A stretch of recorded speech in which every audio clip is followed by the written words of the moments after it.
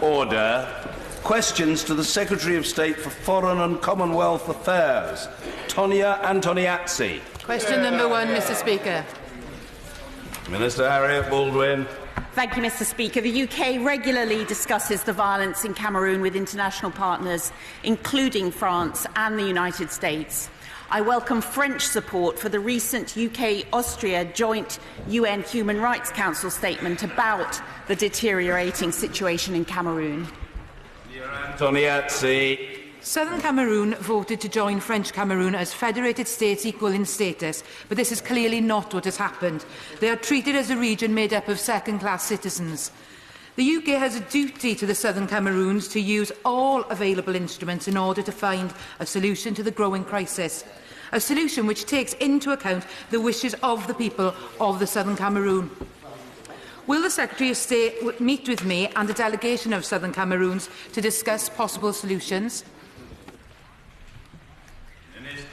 Well, can I start by congratulating the Honourable Lady for getting this number 1 on the order paper today, because it has been a worsening crisis and the UK has been strongly engaged with our international partners to try and find a way forward.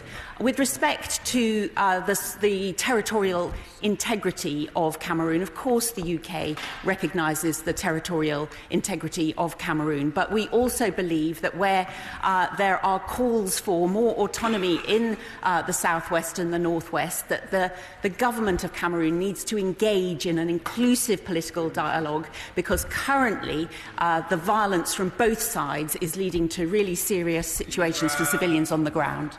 Thank you, Mr. Speaker. In her discussions with US counterparts about the worrying situation in Cameroon, has the Minister been able to ask them about suggestions that have been made, that resources that they've given to help the Cameroonian government in the fight against terror, Boko Haram, may be being diverted and misused and used in attacks on some of the communities in Cameroon? Mr. Speaker, as I often find myself saying in these questions, I'm happy to be accountable in terms of what the UK government has been doing. I can confirm that the UK government has extensive discussions, not only with the government of Cameroon, who, as my right honourable friend will know, are a partner with the international community in terms of the fight against Boko Haram and the Islamic State of West Africa in the north of the country. But also, of course, we have discussions with international partners about a way forward in terms of the views expressed with increasing violence by those of a separatist tendency in the southwest and northwest provinces. Alison Thewlis. Thank you much, Mr. Speaker. One of my constituents is a member of the South Cameroonian diaspora and is deeply concerned with what's going on.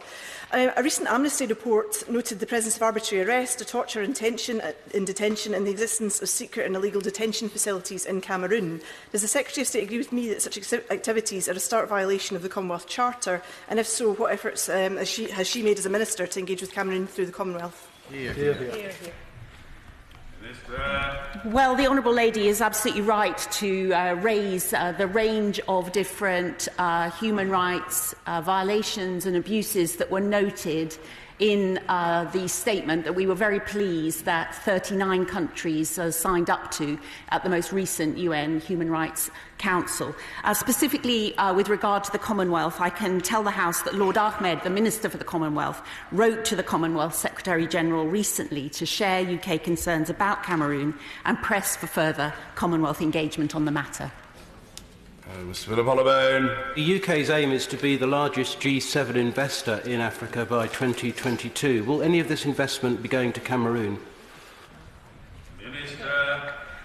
Indeed, my honourable friend states the UK's policy in terms of aiming to be an ambitious investor in terms of inward investment into African economies. And I can confirm that there are UK companies that invest in Cameroon, and certainly that is absolutely something that businesses are free to choose to do. I think in terms of the political track, though, that we are trying to engage with the government of Cameroon. I spoke to the Prime Minister there recently to encourage them to find a way forward in terms of political and inclusive dialogue that can address some of the concerns that are being raised. Michael.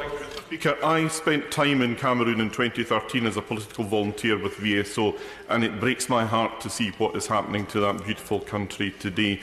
It seems to me we have a very potent mix of contemporary challenges and the long tail of our own and indeed French colonial history here. Can we have a two-pronged approach to this? Can we first of all have our colleagues in DFID tackling the urgent crises that there are with displaced peoples in conflict, and then from her own office a proper effort to get a diplomatic solution here?